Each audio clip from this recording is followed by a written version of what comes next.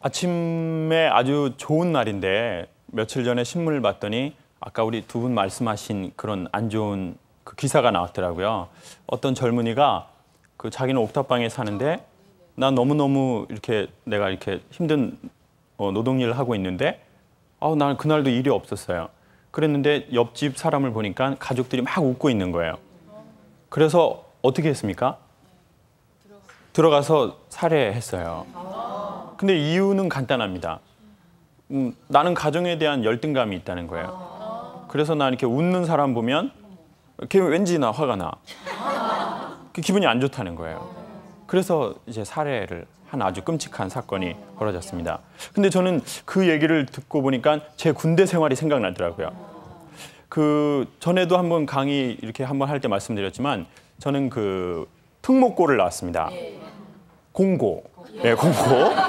특목고를 나와서 대학을 2번 재수했는데 떨어져서 그래가지고 군대를 갔어요.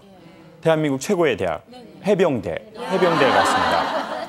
그래서 이제 해병대를 갔는데 통신병으로 이렇게 친구들하고 작업을 하는데요. 희한하게 어떤 친구가 얘기하면 기분이 나쁜 거예요.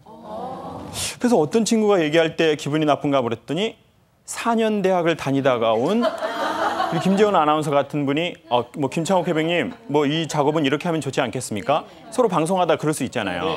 뭐 이렇게 하면 그러면은 오케이 좋아 4년대 받아들이겠어. 오케이. 그런데 이제 그 같이 고등학교를 마치고 군대 온 친구들이 뭐 김창욱 회장님 그 일은 이렇게 하면 좋지 않겠습니까? 그러면 오케이 고졸 우리는 하나. 좋아.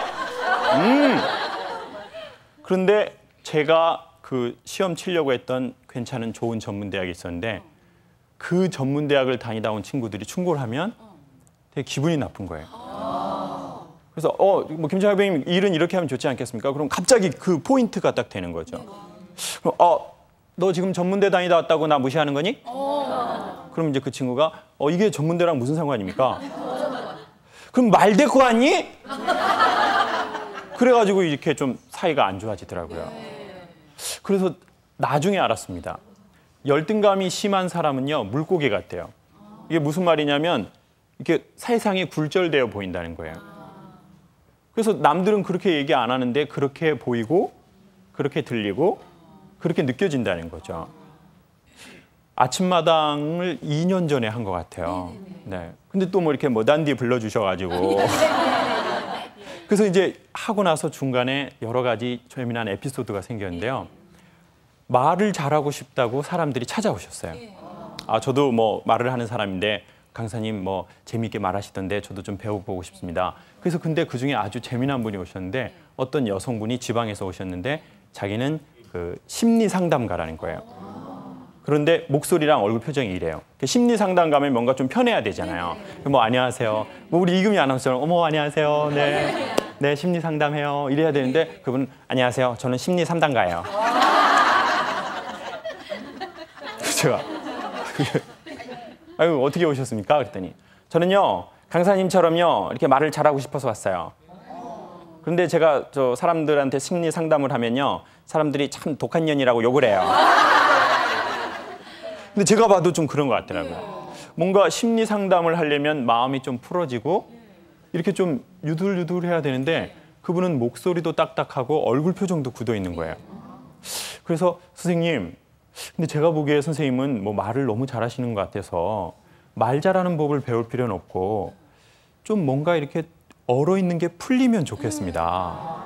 굳어 있는 게 이렇게 조금만 유연해지면 좋겠습니다. 그랬더니 그분 얼굴 표정이 알겠어요. 그러더니 이제 몇 주 계속 수업을 하더니 수업에서 이렇게 3분씩 나와서 스피치를 하는데 처음으로 본인 얘기를 하시는 거예요. 제 아내는 12살짜리 아이가 있어요.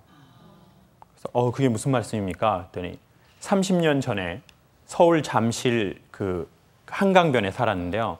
그때 본인은 12살, 남동생은 9살이었는데 어느 날 이 친구가 12살짜리 친구가 이렇게 잠을 자는데 귀신이 자기를 막 쫓아오더래요.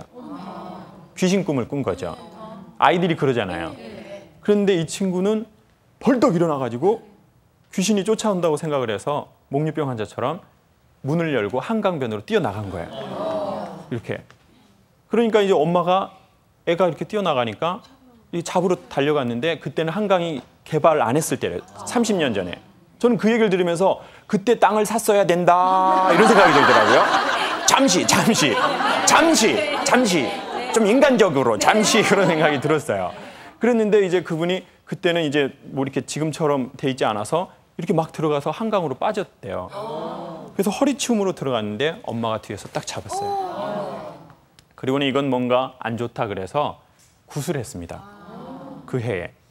그리고는 정확하게 그 해에 가족들이 물놀이를 갔는데 남동생이 물에 빠져서 죽었어요. 그러니까 이제 이 어린 12살짜리 아이 마음에는 왜 그 친구가 동생이 죽었다고 생각하게 됐을까요? 누구 때문이요? 나 때문이다. 내가 죽었어야 되는데 내 대신 내 동생이 죽었구나 라고 하는 생각을 이 친구만 하게 된 게 아니라 어머니, 아버지, 특별히 일가 친척, 그리고 한국은 그때 당시만 해도 이렇게 남자아이를 그렇게 선호했잖아요. 그래가지고 딸을 보고 엄마 너 낳고 그렇게 기분 좋았다? 이러는 게 아니라 네가 아들이었었어야 되는데 이런 얘기를 하던 그 시절에 그냥 자기가 살고 동생이 죽었다고 생각을 한 거예요. 그래서 이제 그 친구는 12살에 얼어버린 거예요. 그리고는 더 놀라운 사실은 이 얘기를 부모님이 좀 이렇게 공식화해서 했으면 얼마나 좋았을까요? 얘야, 그거는 네 잘못이 아니다. 그러니까 너 마음에 그런 짐을 갖지 마라. 이래야 되는데 이제 부모님도 아이를 배려한다는 입장에서 그거에 대한 얘기를 한 번도 안 하기 시작한 거죠. 그리고는 이제 결혼을 하고 본인도 엄마가 됐고 이제 아이를 낳은 이제 부모가 됐어요. 그런데 이분은 아직도 얼어 있는 거예요. 그러면서 이 얘기를 하면서 나 울지 말아야지. 울지 말아야지. 잘 참는다. 계속 이러고 계시는 거예요. 그래서 선생님, 정말 선생님 목소리가 좋아지시고 정말 선생님 말투가 좋아지고 정말 선생님 사는 게 소통이 되려면 선생님 울어야 됩니다. 그리고 선생님 안에 있는 12살짜리 아이에게 이건 네 잘못이 아니다라고 얘기를 해 주십시오. 그렇지 않으면 사회적인 역할은 어른, 마음은 뭘까요? 마음은 아이. 이걸 심리학에서는 성인 아이라고 부른대요. 네. 그래서 이제 나는 키가 컸고 나는 등치가 있고 나는 나이가 먹었으니까 어른이라고 생각하는 거죠.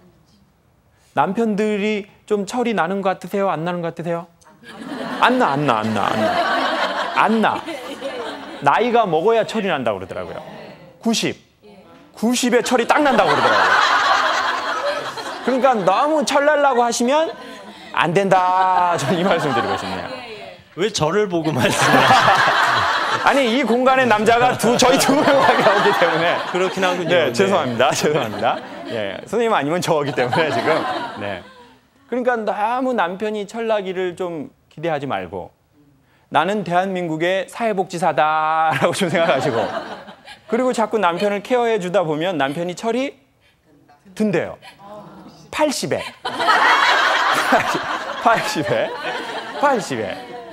그럼 나도 내가 이렇게 좀 남편을 케어해 주다 보면 남편이 철이 빨리 나거든요. 네. 그런데 이제 그분이 계속 안 오시는 거예요. 그리고 그 얘기를 한 게 남편에게도 안 했다는 거예요. 그러니까 얼마나 마음 저 깊은 곳에 꽁꽁 그거를 이분이 쌓아두셨겠어요. 그래서 이제 수업이 다 끝나는데 선생님이 선생님 안에 있는 12살짜리 아이한테 이렇게 한번 물어봐 주십시오. 괜찮냐고. 그러면 그 아이가 안 괜찮을 겁니다. 그러면 그 아이에게 또 한 번 얘기해 주십시오. 이건 네 잘못이 아니다. 어렸을 적에 저는 누나들이 많았습니다. 미래, 미숙이, 미경이, 미자. 네. 제일 미자, 이름 퀄리티 떨어지는 미자. 그래서 저 이제 그 미자하고 이제 미경이 누나하고 이제 많이 놀았습니다. 인형 같은 거 많이 했습니다. 종이에 인형이 그려져 있는 게 있었습니다. 이거 잘 잘라야 됩니다. 여기 잘 잘라야 됩니다. 여기 잘 잘라야 됩니다. 여기 잘 자르지 않으면 예쁜 드레스 다 망칩니다. 여기. 그리고는 이제 인형 뒤에 붙여서 이렇게 넘겨가지고 이렇게 노는 겁니다. 누나들하고 저는 그걸 하고 놀았습니다. 그리고 또 하나 하고 논 게 얼음땡을 하고 놀았습니다. 그러면 이제 술래가 되는 거죠. 김미자가. 그러면 저희는 막 이렇게 도망가다가 술래가 딱 잡으려고 하면 사람들이 뭐라고 해야 삽니까? 얼음! 이렇게 해야 돼요. 그리고 언제까지 이러고 있어야 됩니까? 누군가가 나를 땡 해줄 때까지. 그래서 제가 밤까지 이랬어요.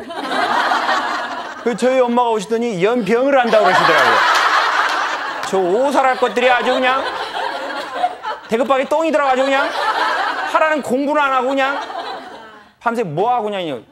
근데 보세요. 이건 인간의 아주 중요한 이론입니다.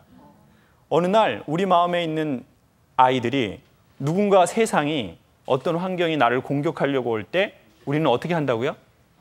얼음 이렇게 얘기해요. 그리고는 움직이지 않습니다. 죽지는 않지만 움직이지 않는다는 거예요. 근데 사람이 죽지 않는다고 해도요, 죽은 것처럼 사는 경우가 되게 많습니다. 이제 얼어서 사는 거죠. 굳어서 사는 거예요. 이게 죽은 거하고 별로 다른 거 없는 거거든요. 그런데 누군가가 땡을 해줘야 한다는 거예요. 선생님 스스로 선생님 아이한테 땡 좀 해주십시오. 그리고는 제가 잘 그러지 않는데 그날 이제 클래스가 끝나고 정말 처음으로 그 선생님을 이렇게 살짝 안아드렸습니다. 처음입니다. 정말 와이프가 방송을 보고 있기 때문에 처음입니다. 진짜 처음입니다. 네, 진짜입니다. 갑자기 좀 강의가 안 되네요. 처음입니다. 그래서 제가 그분을 탁 안아드리고, 근데 그분이 특별하게 뭐 고맙습니다 그런 얘기도 못하고 마음을 아직 추스리질 못하니까 그냥 이렇게 내려가는 거예요. 울산에서 서울까지 올라오셨어요. 그 수업을 받으러. 그리고는 새벽 그 차를 타고 또 내려가시더라고요. 그리고는 그렇게 해서 수업이 8주가 지나고 나서 어느 날 선생님이 전화가 오신 거예요. 그런데 여보세요? 그랬는데 그 선생님 목소리가 안녕하세요 선생님. 목소리에 봄이 왔더라고요. 선생님 목소리에 봄이 오셨네요. 그랬더니 선생님 저 너무 좋은 일 생겼어요. 그래서, 이혼하세요? 아 그게 아니고요.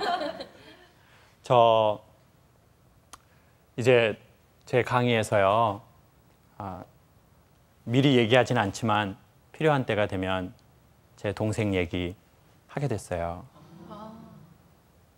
그리고 선생님 저 정말 축하해 주세요. 이혼하세요? 그래서 그게 아니고요. 저 수영장 갈 것 같아요. 그런데 정말 소름이 돋으면서 눈물이 콱 나는 거예요. 어렸을 적 그러고 나서 물가에 한 번도 안 간 거예요. 한 번도.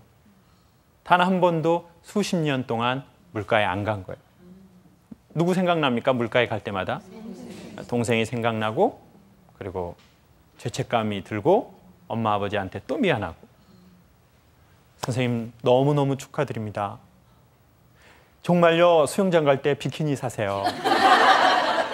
저 호피 무늬로 사세요. 저희 엄마가 좋아하는 호피 무늬로 사세요.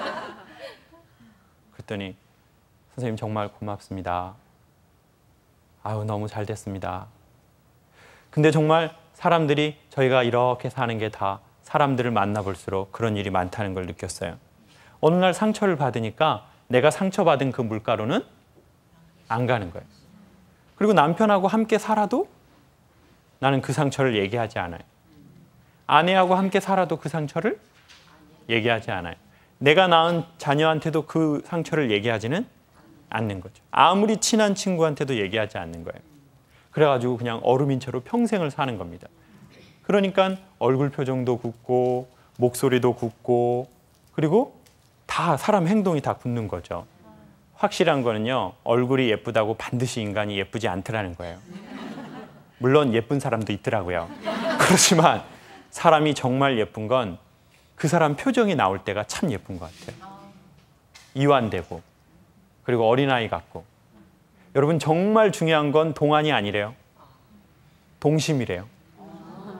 동심. 네. 동심이 있는 사람이 진짜 예쁜 거래요. 저는요 어렸을 적에 이와 비슷한 일이 있었어요. 저희 집에서는 그 강아지를 길렀습니다. 이름은 독구. 독구라고 하셨죠. 엄마가 독구라고 하시더라고요. 그래서 제가 어렸을 적에는 독구가 뭔가 이렇게 봤는데 그 도구의 그 엄마식 발음이 독구. 네, 독구였어요. 저는 동물을 하도 좋아해가지고요. 항상 집에 오면 엄마한테 먼저 안 가고 독구네 집으로 갔습니다. 근데 저희 집 독구들은 그 종이 뭐냐면 믹싱견. 믹싱견. 이렇게 섞였어요. 이렇게 뭐 엄마 아빠 정확하게 알지 못하는 그런 이제 견이었거든요. 그래서 이제 그 집에 가서 너무너무 막 독구하고 막 책가방도 안 놓고 막 이렇게 놀랐는데 제가 어느 날 안 게요. 이 독구가 몇 년을 못 넘기는 거예요. 왜 그럴까요? 아버지가 독구와 하나 되시는 거예요. 아버지가 독구를 어떻게 하셔요? 잡숴버리셔요. 내 안에 독구 있다? 아버지가 항상 하나 되시더라고요. 그래가지고 이제 어느 날은요, 그걸 집에 오면 강아지가 없어서 몰랐는데 어느 날은 이렇게 집을 이렇게 이렇게 오는데 아버지하고 아버지 친구분들이 독구를 잡고 목에 줄을 끌고 가는 거예요. 근데 제가 영화의 한 장면처럼 독구하고 눈이 딱 마주친 거예요. 근데 그 독구의 눈빛에서 눈물이 나는 거예요. 그리고 저한테 이렇게 얘기하는 것 같은 거예요. 도와주세요. 저 좀 도와주세요. 당신 나하고 친했던 사람이잖아요. 근데 제가 어떻게 얘기하겠어요? 아버지하고 아버지 친구분들한테 감히 얘기할 수 없잖아요. 아버지 독구 잡수지 마세요! 이렇게 얘기할 수 없거든요. 그래서 제가 어떻게 했냐면 독구의 눈을 보고 제가 이렇게 했어요. 도와줄 힘이 없었어요. 그리고는 그 다음부터 어린아이가 어떻게 변했냐면 새로 엄마가 독구를 또 갖고 오셨어요. 왜냐하면 아버지가 철마다 하나 되셔야 하거든요. 그런데 이제는 학교 갔다 오자마자 독구한테 갈까요, 안 갈까요? 안 가는 거예요. 마음에 이런 생각이 드는 거예요. 어차피 저 친구하고 나하고는 영원할 수 없어. 전에 그 친구들도 그랬고 앞으로도 그럴 거야. 그러니까 내가 상처받지 않으려면 정을 주면 안 돼. 그래서 이제 독구한테 이제 정을 주지 않기 시작했어요. 그리고 엄마가 이제 막둥아 밥 갖다 주고 와라. 그럼 저희는 사료를 안 주고 저희가 먹다가 남은 걸 줬습니다. 네. 그러면 이제 주고 걔가 이제 막 저보고 막 이래도 그냥 이렇게 주고 눈을 딱 안 마주치는. 눈을 딱 안 마주치고 딱 가버려. 네. 그래서 이제 그 다음에 토끼를 사왔어요. 그래가지고 이제 토끼는 또 정이 가더라고요. 토끼를 막 정해 가지고 엄마가 학교 갔다 오면 그거 풀 뜯어 오라고 그랬거든요. 그러면은 옛날에 그 어머니가 들고 다니던 시장 가방이 있었는데 이렇게 구멍이 숭숭 뚫리고 요런 모양의 그게 있었어요. 그 안에 그 이렇게 그림 그려져 있고 그거 하고 이렇게 못 쓰는 칼을 들고 이제 토끼풀을 뜯으러 가요. 근데 어느 날 토끼풀을 뜯으려고 가니까 너무 지겹더라고요. 그래가지고 토끼를 꺼내서 목에 새끼줄을 묶어가지고 풀밭에 던져놨어요. 그래가지고 묵어라! 묶고 다 묶으면 와라! 이래가지고 토끼하고 엄청 정이 들더라고요. 토끼는 또 강아지랑 달라요. 토끼가 이렇게 여기 있을 때 이게 코가 이렇게 엄청 귀여워요, 이게. 그러면 여기를 만져주면 애가 엄청 귀엽습니다. 예? 토끼가. 그래가지고 이제 저 먹다가 남은 밥도 좀 갖다 주고. 네. 그래가지고 엄마한테 또 모질이라고 욕먹고. 그랬는데 어느 날 핫도그에 갔다 왔더니요. 토끼가 없는 거예요. 그래서 엄마가 그 닭 볶음탕을 해놨더라고요. 그래서 막둥아 먹어라. 그래가지고 엄마 나 고기 잘 안 먹는데 그랬더니 이거 맛있는 것이요. 먹어. 그래가지고 먹었는데 엄청 맛있는 거예요. 이게 닭 볶음탕하고는 다르더라고요. 뭔가 고기가 쫄깃쫄깃하고 뭔가 담백하고. 그래서 엄마 나 한 그릇 더 줘. 그래가지고 엄청 먹고 이제 그러고는 이제 그때까지 몰랐죠. 토끼장에 갔는데 토끼가 없는 거예요. 엄마 토끼 어디 갔어? 그랬더니 저희 엄마가 아까 네가 먹은 거 토끼고기야.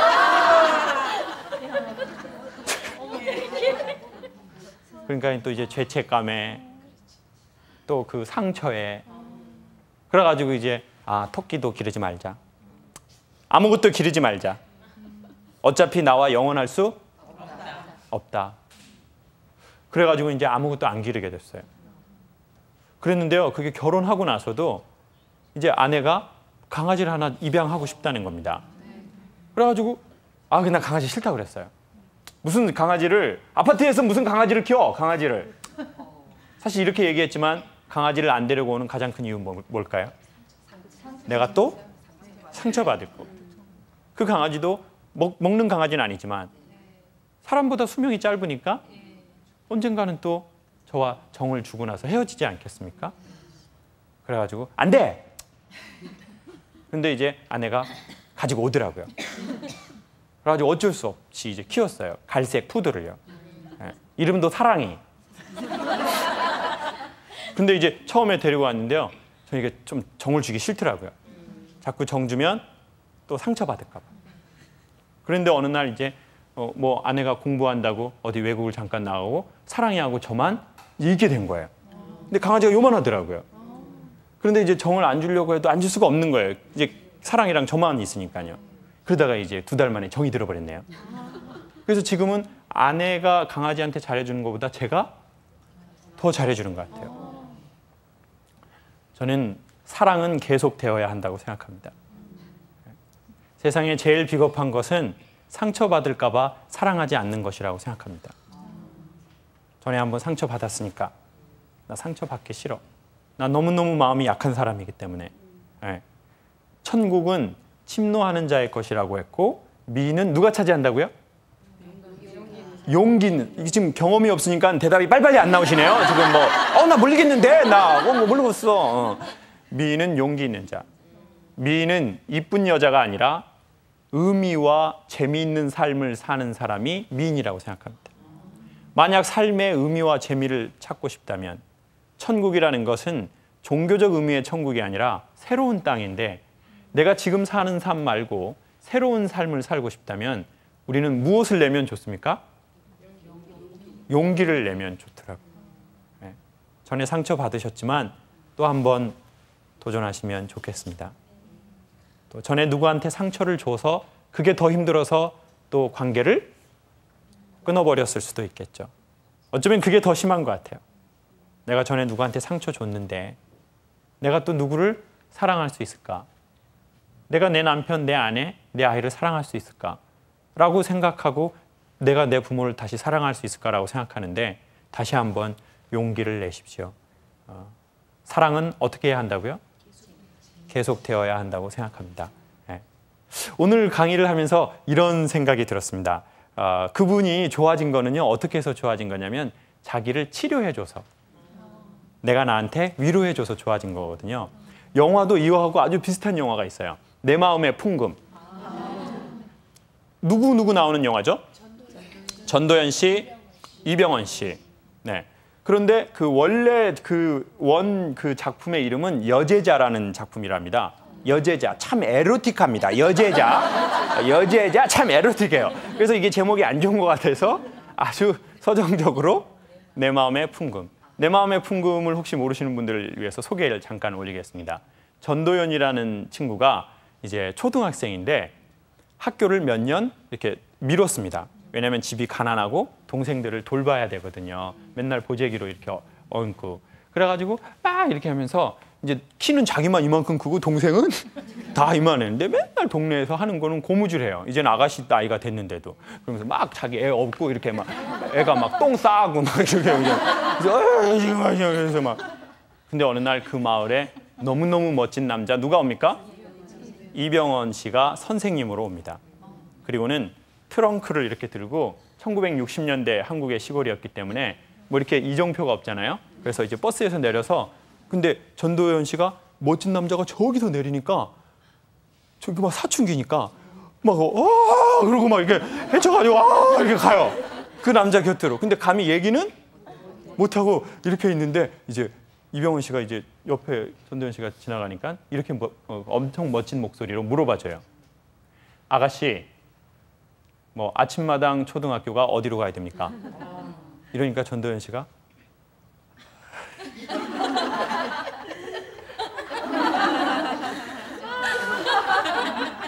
그리고는 쑥스러우니까 사람이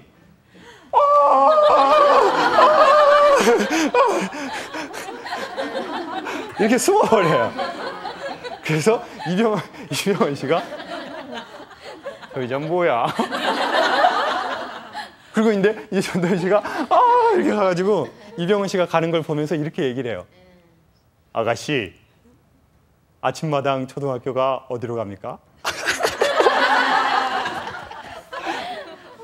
아가씨. 그런데 갑자기 이병헌 씨가 뭐가 느껴져서 이렇게 딱 돌아보니까 전도연 씨가 갑자기 숲을 속으로 어떻게 해버릴까요? 이렇게 숨어버려요. 그리고는 그 다음 장면이 뭐냐면 여전히 전도연 씨의 환경은 바뀌지 않았어요. 뭐 시골에서 뭐가 바뀌겠습니까? 여전히 동생을 업고 있고 동생은 똥을 쌉니다. 누나 등에서. 네. 그런데 애들이 막 고무줄을 하고 있어요. 근데 전도연 씨는 고무줄 안 해요. 그래서 동생들이 물어봐요. 언니, 왜 우리랑 고무줄 안 해? 그랬더니 전도연 씨가 화가 나가지고 야! 내가 애냐? 니들이랑 고무줄이나 하게? 이제 전도연은 애가 아닙니다. 하루 만에. 뭐 됐습니까? 아가씨가 됐어요. 전도연 씨는 왜 하루 만에 아가씨가 됐을까요? 이병헌 씨가 아가씨라고 불러준 거예요. 자기가 사춘기 이 소녀가 너무너무 가슴 뛰게 멋진 남자가 그 멋진 목소리로 이렇게 아가씨, 자기는 들어서 태어나서 처음 들은 거예요. 엄마한테는 이 가시네가 막 맨날 이런 말 듣다가 그 멋진 목소리로 아가씨, 그 멋진 목소리로 불러준 거죠. 진실되게.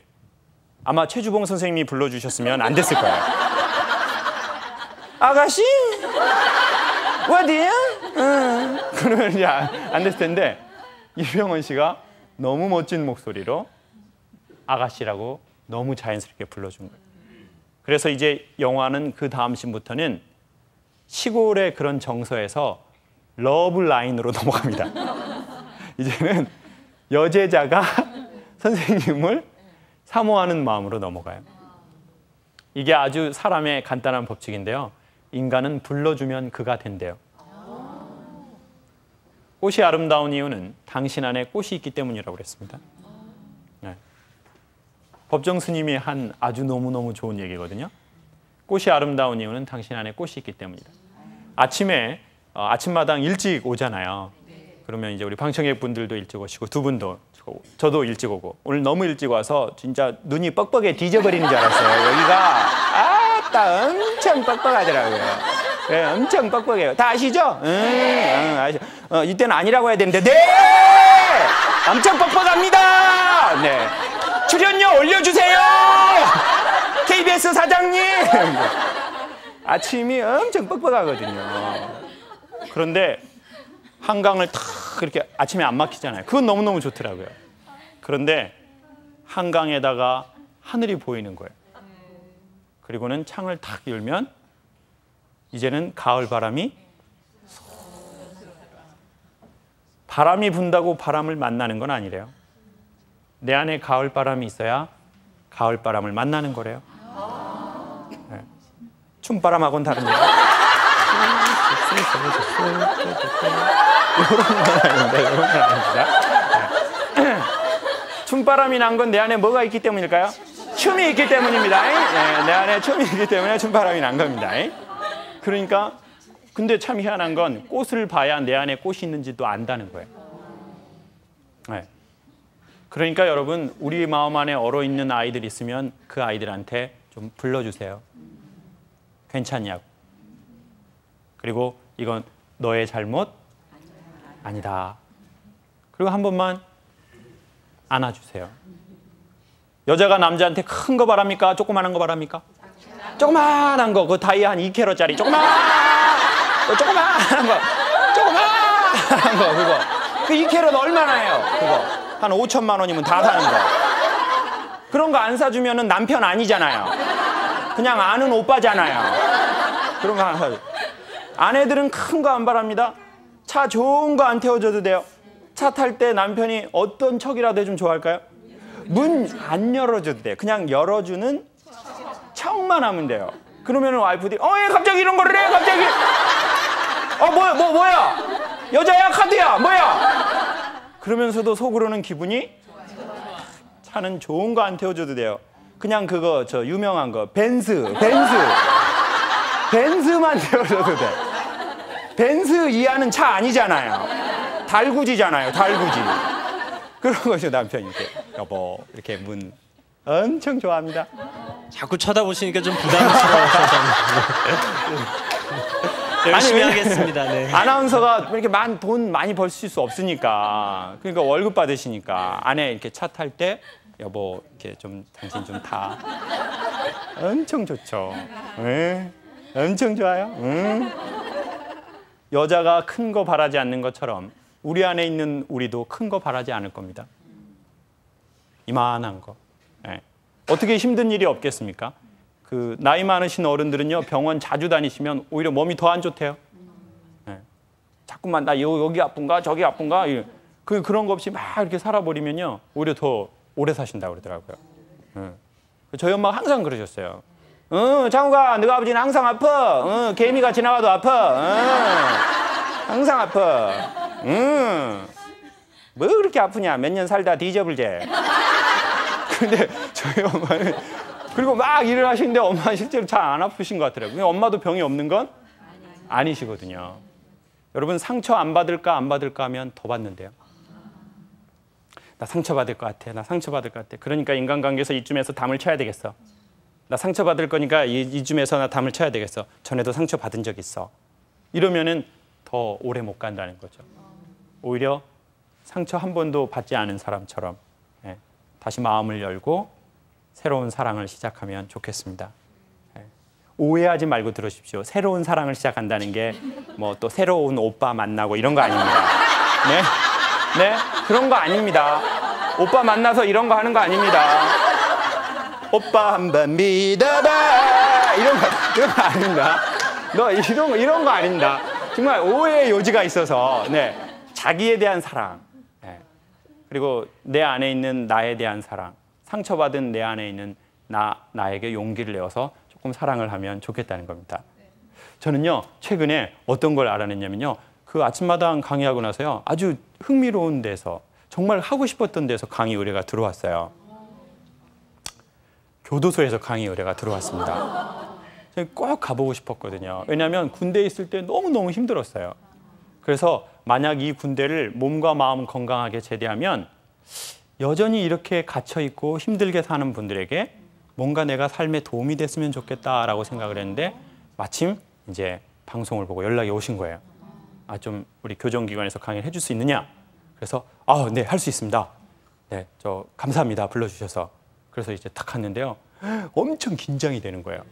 그래서 먼저 교정기관에 강의를 가신 강사님에게 여쭤봤어요. 거기는 조금 특수한 단체니까 제가 주의해야 될 게 어떤 게 있습니까? 그랬더니 첫 번째, 잘난 체 하면 안 됩니다. 전에 어디 대한민국에서 제일 좋다는 대학 나오신 분이 거기 와가지고 잘난 체 했다가 강의 끝나고 가시는데 그분들이 이렇게 해서 눈을 탁 찔러버렸다는 거예요. 그러니까 김 선생님 절대 잘난 체 하면 안 됩니다. 겸손하시고 또 겸손하셔야 합니다. 그리고 두 번째, 연락처는 가르쳐주면 안 됩니다. 왜냐하면 출소하시고 찾아옵니다. 그러니까 그런 개인적인 그런 정보는 얘기하지 마시고 그리고 잘난 체만 안 하시면 됩니다. 그래가지고 이제 엄청 긴장이 되더라고요. 그래서 이제 딱 갔는데 막 그분들이 막 이렇게 여기에 막 용이 들어갔다 나오고 막 이러시잖아요. 영화에 보면은요. 그래가지고 막 이거 어떻게 해야 되나 이거 막 그래가지고 엄청 긴장을 했어요. 그래서 철문을 5개, 6개 통과해서 그분들 앞에 딱 갔는데 남자분들이 40명이 앉아 계시는데요.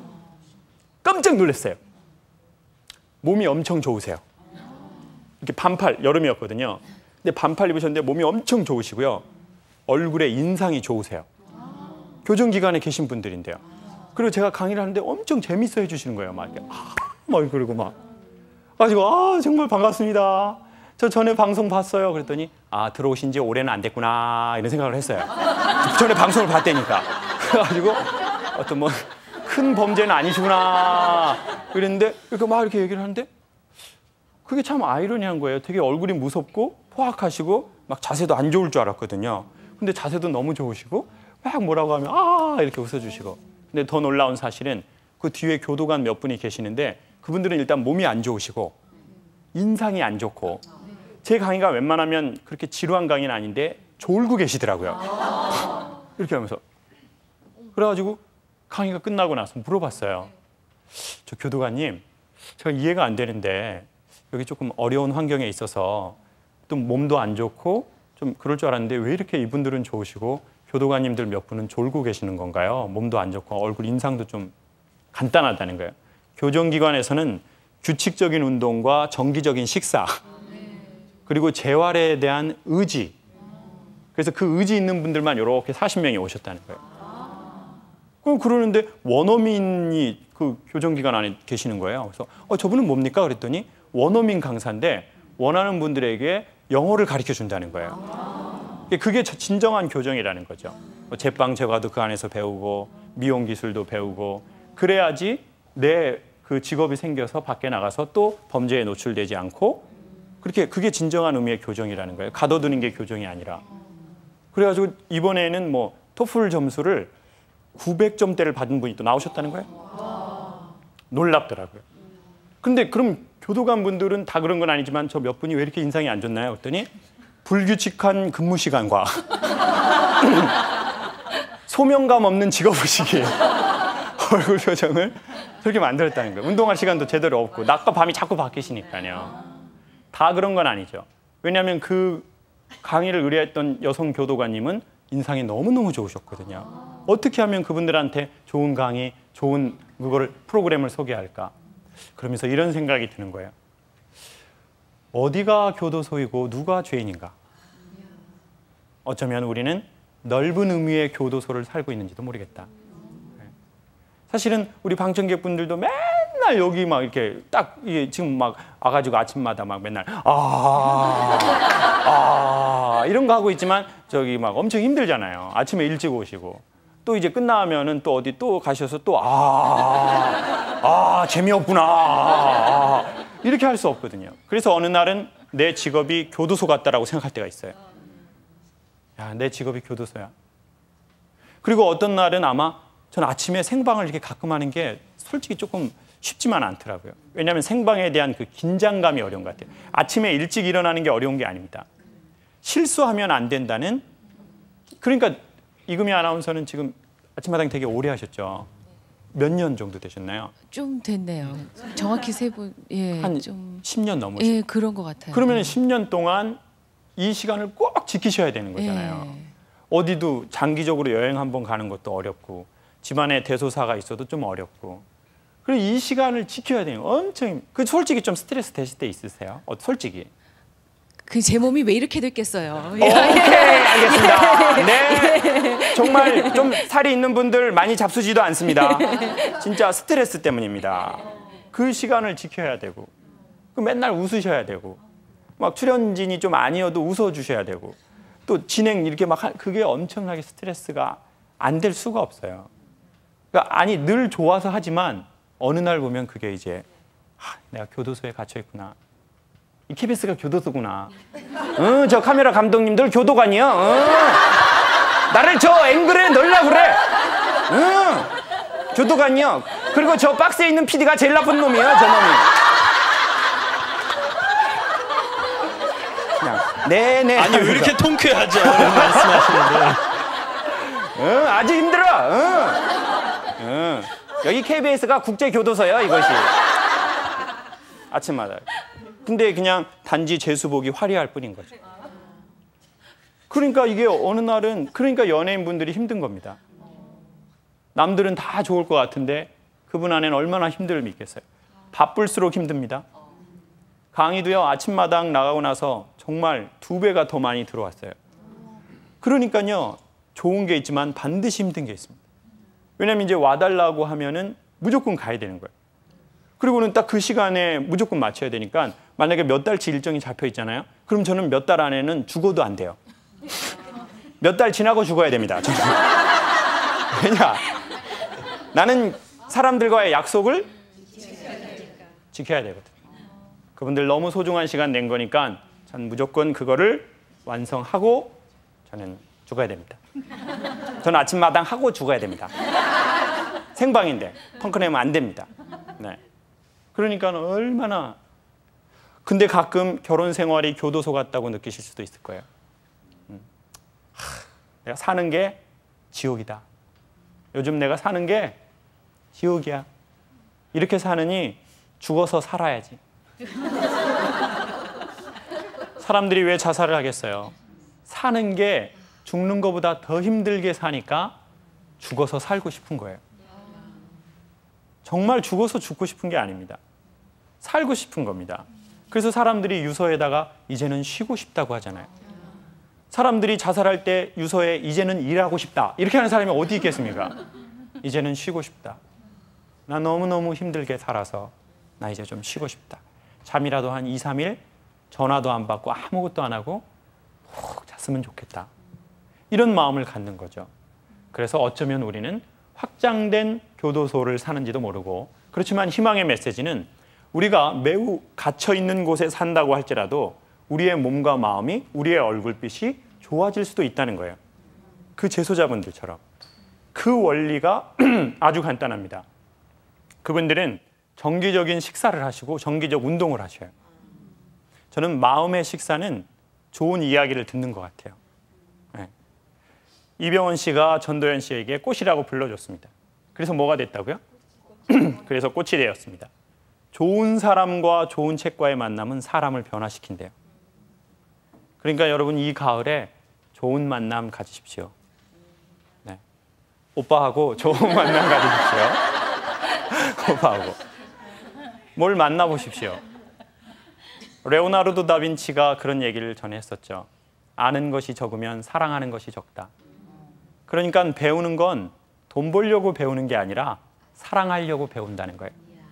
삶을 사랑하고 싶어서. 그러니까 이런 목요일 날 특강 같은 거 정기적으로 들으시면 도움이 될지도 몰라요. 네.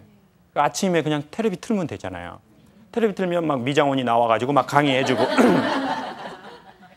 그리고 이 가을에 좋은 책 한 권만 선정해서 이렇게 한꺼번에 너무 많이 읽지 마시고 그냥 이렇게 손에 이렇게 갖고 다니면서 이동하실 때 이렇게 한번 읽어주시면 좋을 것 같아요. 다 운전 안 하시고 다 기사님들 있으시잖아요. 그 정도 아니면 우리 불행하잖아요. 우리 버스 기사님도 계시고 또 지하철 기사님도 계시고 또 급하면 택시 기사님도 다 저희 해주시고 그러면 지하철에서 이거 할 수 있거든요. 네. 지하철 한 양이 수억이랍니다. 네. 그거 얼마나 비싼 차입니까? 에어컨도 나오고.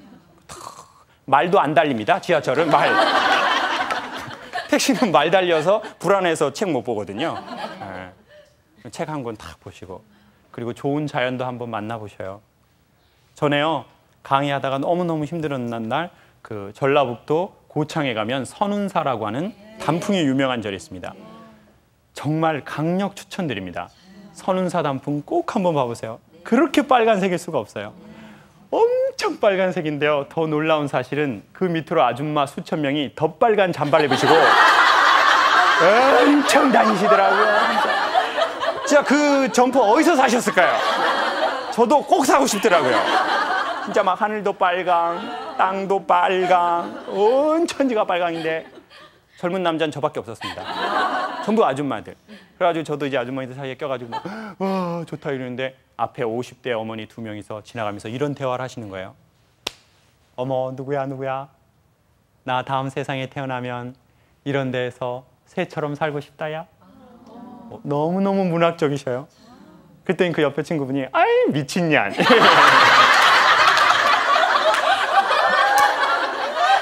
그 두 분은 어떻게 친구가 됐을까요? 단풍하고 미친년하고. 누가 아름다워 보이실까요? 예? 단풍이요. 그 미쳤다는 아주머니는 뭐 단풍도 안 보고 배고프다고 파전 먹자고 계속 뭐 그 절 밑에 파전 파는 데가 있더라고요.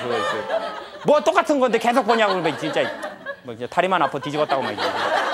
아 그분 도대체 왜 오신 거예요? 그냥 집에서 파전 해서 드시지. 그 보세요. 이제 가을 바람 불기 시작했습니다. 그리고요 그런 멋진 데 안 가도 동네에도 단풍이 이렇게 맺히기 시작합니다.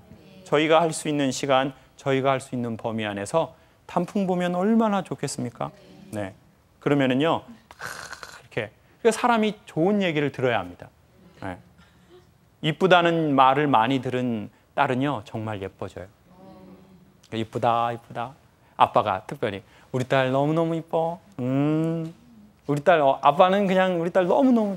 그래서 호칭으로 부르는 집도 있어요. 우리 이금희 아나운서는 아버님이 어렸을 적에 이렇게 뭐 호칭으로 부르는 거 있나요? 혹시? 애칭 뭐 이런 거. 금이야 이렇게 말고. 정말 얘기하고 싶지 않지만 뚱딴지라고 부르셨어요.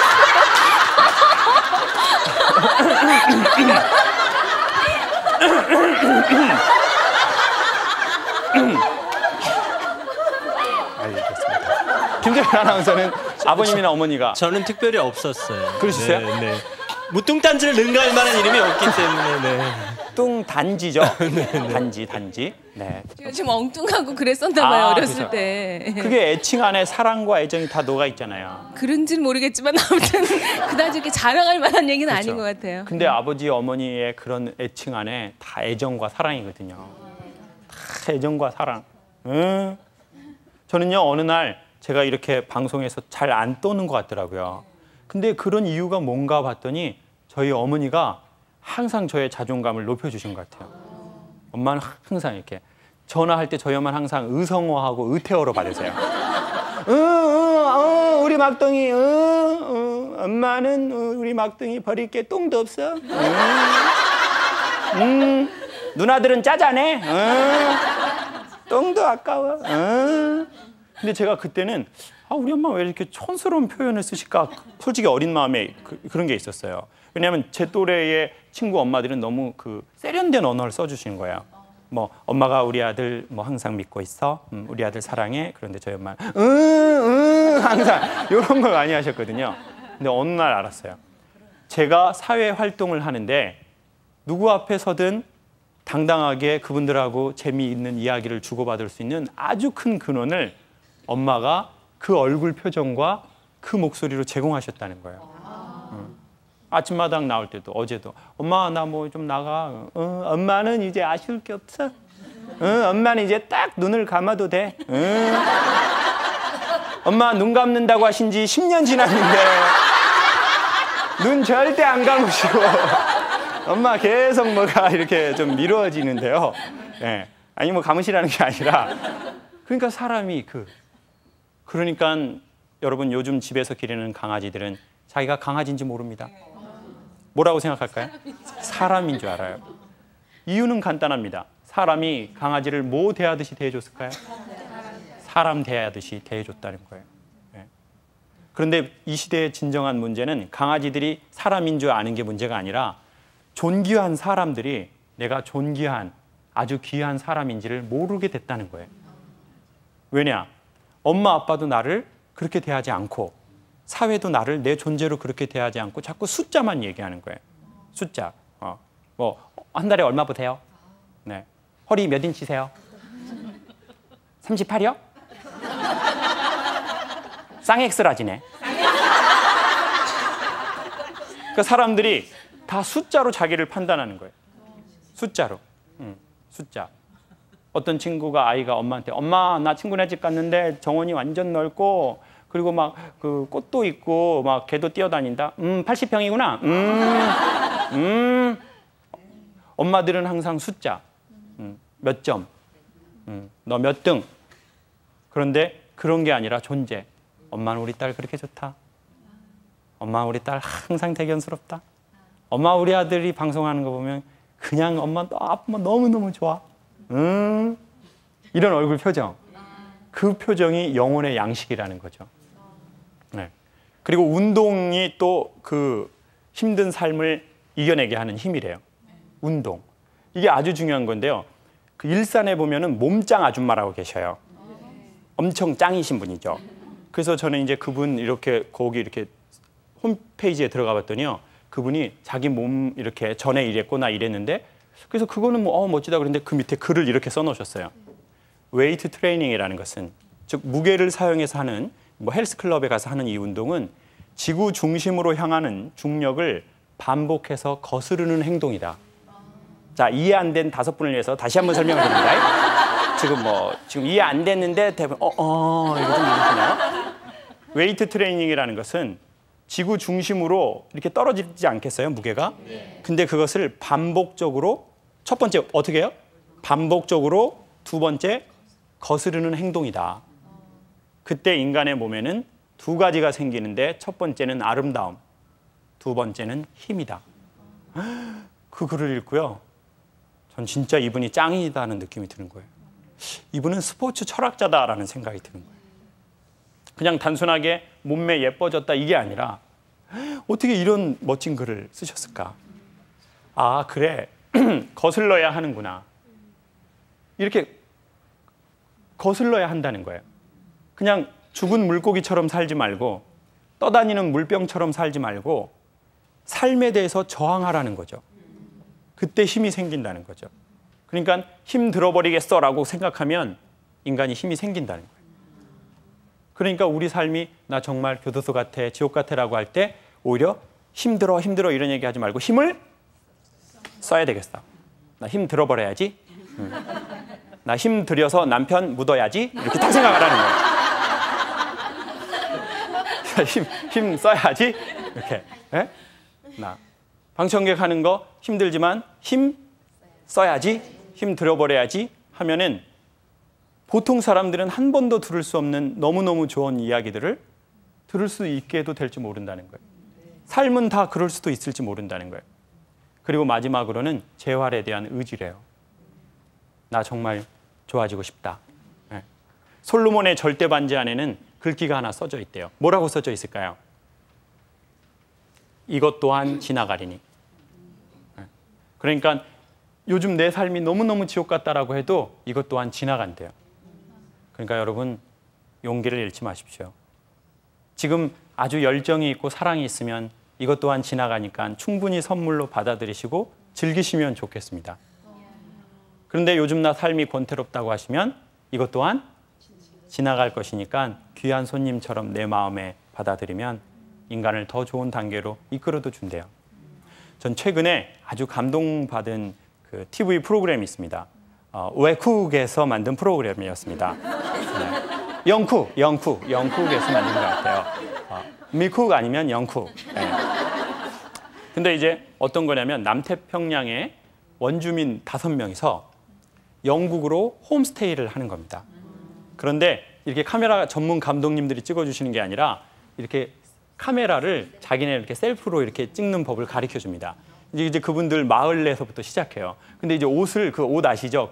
그 원주민 분들 여기 그거 이제 이렇게 좀 아싸리한 거 있잖아요. 이제 아싸리한 거 요거 하나만 입으시고 이제 아무것도 안 들고 다니시는 분들이에요.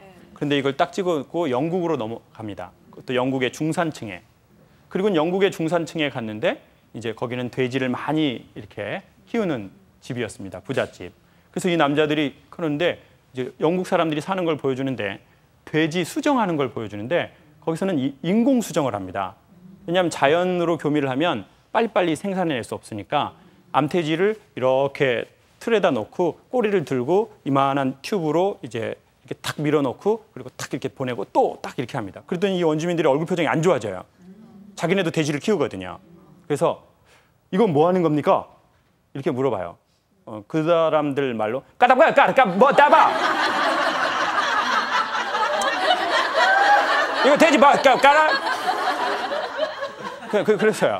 그랬더니 그 영국 부잣집 아저씨가 그럽니다. 이렇게 해야 돈 많이 번다. 그랬더니 이 사람들이 되게 인상이 더 안 좋아져요. 그리고 이렇게 얘기해요. 이렇게 하면은 저기 수컷 돼지는 어디에서 즐거움을 느끼냐고 물어봐요. 그러니까 이 사람들이 영국 사람들 이거 뭔 질문이야. 우리는 수컷 돼지의 즐거움에는 관심이 없는데 우리는 뭐에만 관심이 있습니까? 우린 돈에만 관심이 있는데. 그리고는 이제 저녁을 같이 먹고 그 영국 아줌마랑 접시를 막 닦는데 접시가 너무 많아요. 부잣집이니까. 그리고 옆에 다 이렇게 걸어놨습니다. 그랬더니 원주민들이 왜 이렇게 설거지를 오래 하냐는 거예요. 그랬더니 영국 아줌마가 접시 비싼 거라고 합니다. 그럼 당신은 설거지 어떻게 합니까? 그랬더니 저희는요. 바나나 껍질에다가 음식을 먹고 바나나 껍질을 버립니다. 이렇게 얘기를 해요. 그럼 그 시간에 당신은 뭘 합니까? 그랬더니 저희는 마을 중앙에 나무 밑에 가족들이랑 친구들끼리 모여 앉아서 담배를 피우면서 하루 종일 어떤 일이 있었는지 사냥해서 어떤 뭐 가다가 멧돼지 잡다가 자빠진 거 막 이런 거 그런 거 얘기를 합니다. 그리고는 이제 영국 여자가 근데 그렇게 듣지도 않고 그런데 어쩔 수 없어요. 이건 접시가 되게 비싼 접시예요. 네. 그래가지고 이제 아줌마가 들어가니까 자기들끼리 셀프 카메라를 이렇게 찍습니다. 저 영국 여자는 접시가 너무 많아. 아주 철학적인 주제를 던지죠. 그리고는 드디어 마지막 날에 이제 마을 회관에서 영국 사람들이 이렇게 모아놓고 이 사람들이 그 전까지는 이제 이런 옷 입었는데 자기네 옷 민속 의상으로 갈아입습니다. 그리고는 춤을 춰고 공연을 보여줘요. 막 이렇게 하는 거. 저도 아프리카 가봤더니요. 그분들 춤이 아주 영적인 것 같아요. 그 소리가 막 이렇게 저희는 뭐 강강술래 이런 거 하잖아요. 그분들은 뭐 잔돈이의 고라레따 이바로냐 아레루야 아레루야 아레루야 멘게따 이마스게 이런 거 하기 시작해. 뭔가 느껴지죠? 막 어떤 혼이. 그 원주민들이 막 그런 걸 막 이렇게 하면서요. 그러니까 이제 영국 사람들은 저 사람 뭐야? 뭐야? 그러다가 나중에 어울려서 같이 춤을 춰요. 그리고는 드디어 이제 추장이 그렇게 사람들을 모아놓고 마지막으로 스피치를 합니다. 자기 친구들 5명을 데려놓고 여러분 영국과 우리 남태평양이 서로 사는 방법이 매우 다양합니다. 여러분은 돼지를 많이 키우고 싶어서 돼지에게 저희가 보기엔 별로 즐거운 짓을 하지 않습니다. 그리고 여러분은 접시가 매우 많고 우리는 접시가 없습니다. 그렇지만 여러분, 우리가 삶을 어떻게 살든 접시가 많든 접시가 없든 돼지를 많이 갖고 있든 아니면 돼지를 한두 마리만 갖고 있든 여러분 행복하십시오. 그리고 마지막에 너무너무 멋진 말을 날려요. 자기 친구들을 가리키면서 저희들처럼요. 엄청난 내용입니다. 교황께서 수년 전에 서거하셨을 때 그분이 그러셨어요. 나는 행복합니다. 여러분도 행복하십시오. 법정 스님이 돌아가실 때도 그런 비슷한 메시지를 남겼습니다. 네. 엄청난 종교 지도자들이 하는 말을 이 원주민은 빤스 한 장 입고 합니다. 그냥 요거 하나 입고 아라라라 이거 한번 하고 여러분 행복하십시오. 누구들처럼요? 우리들처럼. 여러분 행복하십시오라는 말은 그리 어렵지 않습니다. 근데 이 말은 정말 어려운 겁니다. 우리들처럼. 그러니까 그 옆에 있는 원주민들이 얼굴 표정이 이렇게 합니다.